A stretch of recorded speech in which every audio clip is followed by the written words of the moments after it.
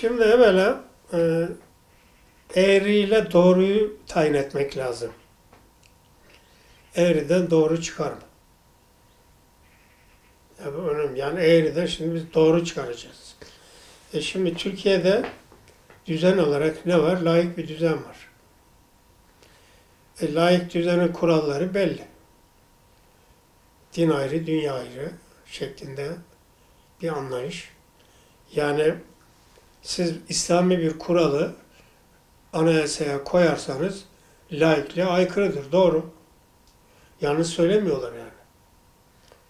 Çünkü düzen laik düzen. Laik düzen içerisine İslami bir hadis, bir ayet veya bir içtihat şeyini getirip koyarsanız evet laik düzene aykırı olur.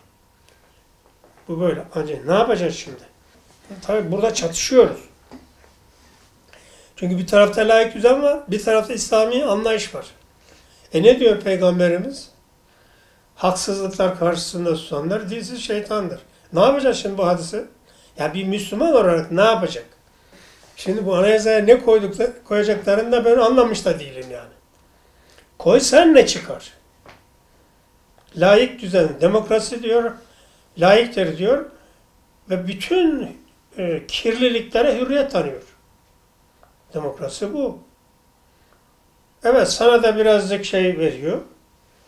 Gelip eskisi gibi kapını kırıp da ya ayin yapıyorsunuz demiyorlar. Ama öbür tarafta arsıza sonuna kadar hürriyet tanıyor. Kirliliğe, pisliğe sonuna kadar hürriyet tanıyor. Şimdi insanlar böyle. O ar damarı patlattığımız zaman, bunu da anayasal teminat altına aldığımız zaman dünyanın düzeni kalmaz. Sadece Türkiye'nin değil. Bu kadar cinayetler, bu kadar boşanmalar nereden oluyor? Bundan oluyor. Eski sevgilisi, yeni sevgilisi, eski kocası, yeni kocası, sonunda cinayet. Bir de yargımız da maşallah kuşa çevrilmiş. Kim fazla cinayet işlerse en rağbette o. Alıyoruz cezaevinde besliyoruz, yağlıyoruz, yıkıyoruz. O. Yani dolayısıyla anayasaya ne koyar? Ben bir hukukçu olarak söylüyorum. Anayasaya ne koyarlarsa koysunlar, düzen değişmediği sürece, yani doğru değişmediği sürece eğri de ondan şey etmez, düzelmez yani.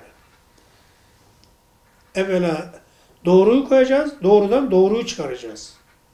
Eğriden doğru çıkmıyor işte, olmuyor. Ne yapsam olmuyor yani. Tabii bunu dayatarak getirmişler.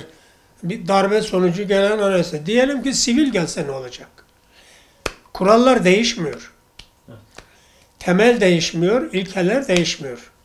Bu millet aptal değildir, geri zekalı değildir.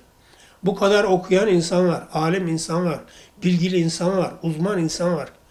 Bunlar otururlar, ülkenin şartları neyse, ortam neyse yeni bir düzen oluştururlar yani. Biz o kadar geri zekalı değiliz ya. Yani gidiyoruz biz Fransa'dan alıyoruz, İngiltere'den alıyoruz, İtalya'dan alıyoruz. Af buyurun. Yani üzerine pislik atamayacağımız Yunan'dan alıyoruz ya. Yeniden ve bu milletin bilim adamları, insanları, alimleri bir araya gelip yeniden bir de düzen kurulmalı yani. Yani diyelim ki yeni bir anayasa mevcut şeye göre işte Avrupa İnsan Hakları bilmem ne falan filan şey ettik. Bir araysa bir şey olmaz. Bir şey değişmez. Dön dön dön aynı yere gel. Dön dön aynı yere. Şimdi bizim sıkıntımız ne? Bu insanlar birbirlerini öldürüyorlar. Korkunç bir cinayet akımı var. Doğru mu? Benim zamanımda Ankara'da bir tane Asya Hukuk Mahkemesi vardı. Boşanmalara bakan. Şimdi 30'u geçti. Bu büyük faciadır ya. Habire boşanma haber ve gençler arasında evlilik artık bir yük olarak kabul ediliyor. Evlenme ya, niye evleniyorsun? İşte bekar evleri var, beraber arkadaş yaşıyoruz. Niye masrafa giriyorsun? Bu zihniyet yerleşiyor. Yani bunları yıkmak lazım. Ama şeyle olmaz. Aspirin tedavisiyle Rahmetli Erbakan Hoca hep onu söylerdi. Aspirin tedavisi derdi. Aspirin tedavisiyle bir şey değişmez. Biraz ateşi düşer o kadar. Ben öyle düşünüyorum. Anayasada ne diyor? Değiştirilmez, değiştirilmesi de asla teklif edilir. Bu nedir ya? Bu putperestliktir ya. Böyle bir şey olur mu? İnsan aklı için, insan düşüncesi için, bilim için niye değiştirilmez kardeşim? Ha şimdi diyelim ki Türkiye'nin başkenti Ankara'dır. Hadi değiştirmeyelim Ankara'yı. Bir şey olmaz. İstanbul vardı, şimdi Ankara oldu diyelim, yarın Kayseri olur. Yarın Diyarbakır olur. Bunlar hepsi bizim ülkenin şeyleri. Ondan bir şey olmaz. Ama sen oraya getirmişsin, laiklik diye koymuşsun. Din ayrı, dünya ayrı diyorsun. İslam ayrı diyorsun. Bu İslam bu kadar işe yaramıyordu da bu peygambere niye geldi bu İslamiyet? Allah onu niye gönderdi yani? Lüzumsuz mu? Fuzuli mi? Ya karıştırma diyorsun. Yani İslamiyet'i dünya hayatımıza karıştırma diyorsun. Ama orada diyor ki cennet anaların ayağı altındadır diyor ya.